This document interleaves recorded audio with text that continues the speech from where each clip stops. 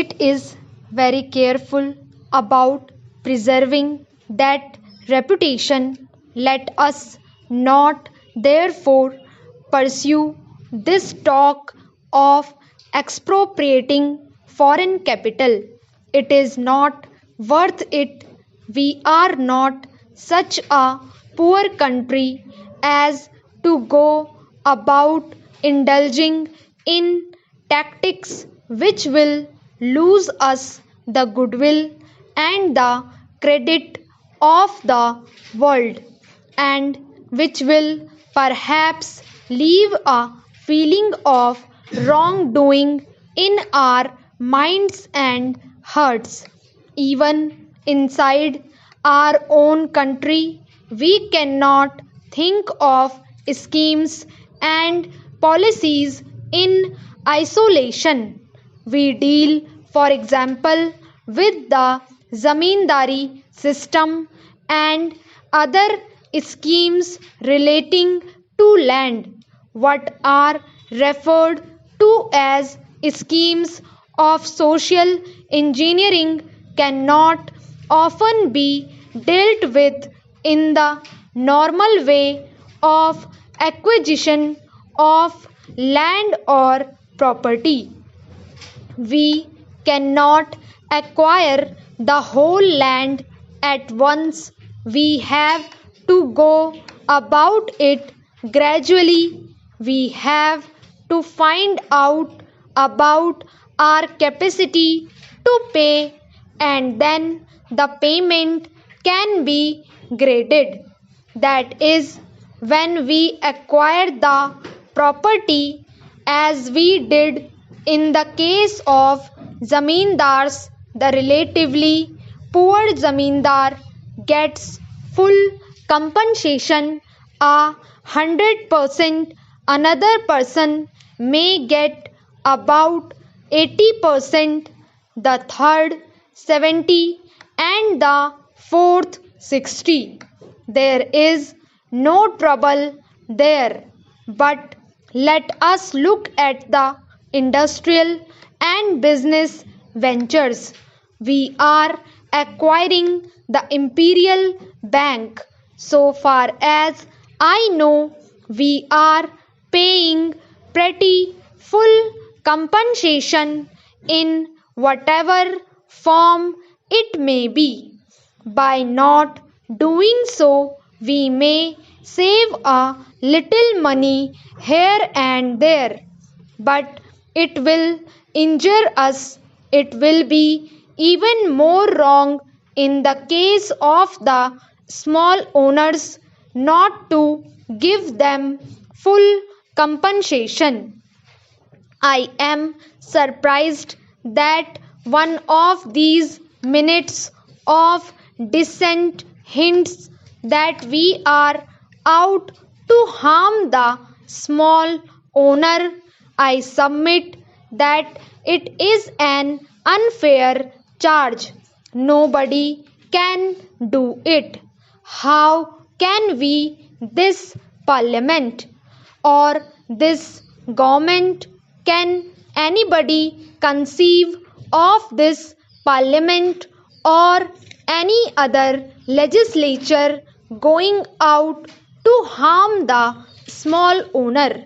The self interest of the average member will shout out against such a step. If nothing else, coming to industrial property, our approach is that the government should never acquire any old plant except for the purpose of holding some strategic point for the benefit of planning. The reasons behind this approach are obvious. We are an underdeveloped country. Industrially speaking, we want to industrialize the country. We want hundreds of factories to go up in every corner of the country. We are not going to acquire anything unless it comes in the way of our planning. The idea, which is sometimes put forward by some honorable members, opposite that a kind of general scheme of nationalization would bring about great equalization, is incorrect. Drastic equalization in that way simply means equalization of the lowest stage of poverty. That is not good enough. We want to raise our country's standards and yet bring about this equalization so that we can go towards an egalitarian society. The whole idea of nationalization does not come into the picture at all, except that when planning requires that some strategic point which comes in its way should be taken possession of, the state should control it. Otherwise, the state should go ahead and build up new state plants. The public sector becomes bigger and more important and productive, letting the private sector advance simultaneously. If the public sector is eating into the private sector, there is no total advance, even though there might be some advantage from the social point of view. We shall only be losing our resources by shifting a factory from the private to the public sector. The House will forgive me if I often talk about atomic energy. I do that because I wish people to realize how the whole basis of our future industrial living pattern may be affected. I have no doubt that just as we were affected by the advent of steam and electric power, the advent of atomic power in the next 10, 15, or 20 years will make a vast difference to the running of all our factories. This is another reason why we should not go about wasting national resources in mere acquisition of property when we can build other plants which are more modern.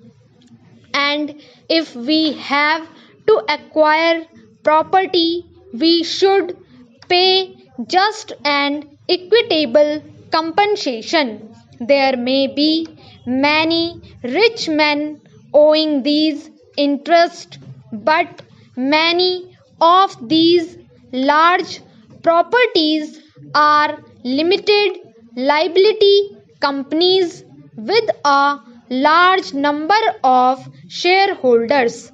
We do not wish to deprive them. I therefore say again that all this apprehension is completely misplaced. It ignores not only existing conditions in India but the probable future line of advance.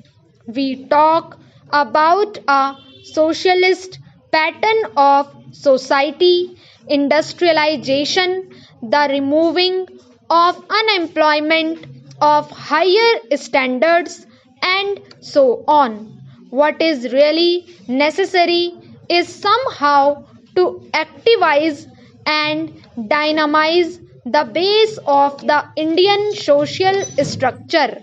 I want the House to appreciate this phrase. No doubt there must be approaches from the top, but there has been too much activizing from the top layers too.